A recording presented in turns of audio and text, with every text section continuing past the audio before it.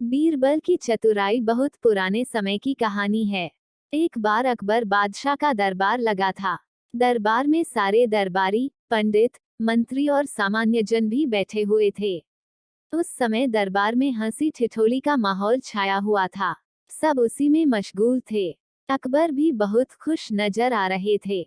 लेकिन एक बात थी जो अकबर को हमेशा ही खटकती रहती थी, वो ये कि राजदरबार के सभी दरबारी बीरबल के फैसले से बहुत जलते थे। बीरबल के आगे उनके फैसले की एक न चलती थी। इसलिए उन्हें बीरबल से बहुत ईर्ष्या थी, लेकिन वह बीरबल के सामने बोलने की हिम्मत जुटा नहीं पाते थे। बीरबल की दरबार में अनुपस्थिति होने पर अकबर हमेशा बीरबल की प्रशंसा के पुल बांधते रहते थे।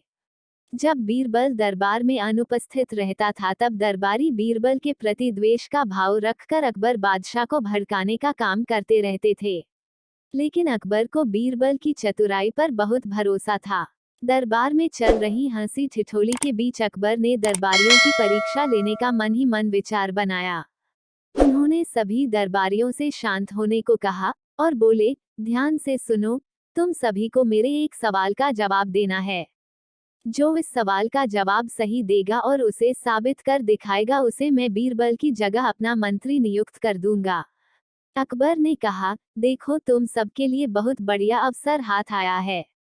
इससे तुम अपने मन के सभी अरमान पूरे कर सकते हो। ये सुनकर सभी दरबारी बहुत खुश हुए।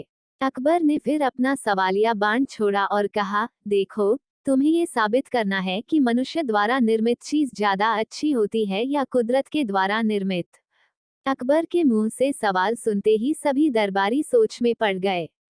अकबर ने उन्हें पूरे एक हफ्ते का समय दिया और कहा, अगले शुक्रवार को जब दरबार लगेगा तो तुम्हें खुद को सबसे श्रेष्ठ साबित करना है। सब दरबारी अपने अपने घर को हो लिए। सभी इसी सोच में डूबे थे कि इस बात को कैसे साबित किया जाए। लेकिन किसी में इतनी चतुराई भी तो नहीं थी जितनी की बीरबल में। सारे दरबारियों में से किसी को भी इस सवाल का हल नहीं मिल पाया। तय समय के अनुसार फिर शुक्रवार के दिन राजदरबार लगा। सभी लोग अपने अपने आसन पर विराजमान हो गए। हालांकि बीरबल सबसे पहले पहुंच गए थे। अब राजा ने एक एक कर सभी से सवाल का जवाब मांगा, पर सभी दरबारी, मंत्री, पंडित अपनी गर्दन झुकाकर खड़े हो गए। अब अकबर से रहा न गया। उन्होंने बीरबल से पूछा। बीरबल ने बड़ा ही चतुराई भरा जवाब दिया, जहां पनाह, इसमें कौन सी बड़ी बात है। इसका जवाब बहुत ही आसान है। अभी लीजिए, कहकर वह अपने कुर्सी से उठकर बाहर चले गए। ये देख दरबारियों में खुसर फुसर शुरू हो गई। एक कहने लगा, अरे ये क्या। बीरबल तो अकबर को जवाब देने के बजाय दरबार से उठकर बाहर चले गए। अकबर आराम से अपने सिंहासन पर विराजमान हो गए और बीरबल की प्रतीक्षा करने लगे। तभी एक कारागिर हाथों में पत्थरों से निर्मित एक फूलों का बड़ा सा गुलदस्ता लेकर आया और राजा को गुलदस्ता देकर जाने लगा। राजा ने गुलदस्ता हाथ में लिया और उसकी सुंदरता देखकर गुलदस्ते की बहुत तारीफ की और अपने खजाने के मंत्री को आदेश दिया कि इस कारीगर को 1000 स्वर्ण मुद्राएं इनाम के तौर पर दी जाएं। इनाम लेकर कारीगर खुशी खुशी बाहर चला गया। तभी अकबर के बगीचे का माली आया और एक बड़ा सा गुलदस्ता को राजा को भेंट किया। इतना सुंदर गुलदस्ता देखकर राजा उसकी भी तारीफ किए बिना न रह सका। अकबर ने फिर अपने मंत्री को आदेश दिया और कहा, माली को 100 चांदी की मुद्राएं इनाम के तौर पर दी जाए। बस फिर क्या था, राजा का इतना आदेश हुआ कि बीरबल चतुराई भरा मुंह बनाकर दरबार में दाखिल हुए। पहले तो अकबर बीरबल पर बहुत नाराज हुए और कहने लगे, शायद सभी दरबारी ठीक ही कहते हैं। मैंने ही तुम्हें जरूरत से ज्यादा तवज्जो दी है, इसलिए तुम यूं बीच में ही राज दरबार छोड़कर चले गए और मेरे सवाल का जवाब भी नहीं दिया।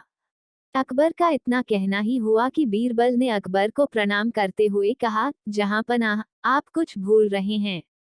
अभी अभी जो 2 कारीगर यहाँ उपस्थिति देकर गए हैं, उन्हें आपके पास भेजने के लिए ही मैं बाहर गया था।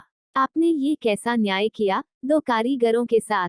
एक को 1000 स्वर्ण मुद्राएं और दूसरे को सिर्फ 100 चांदी की मुद्राएं।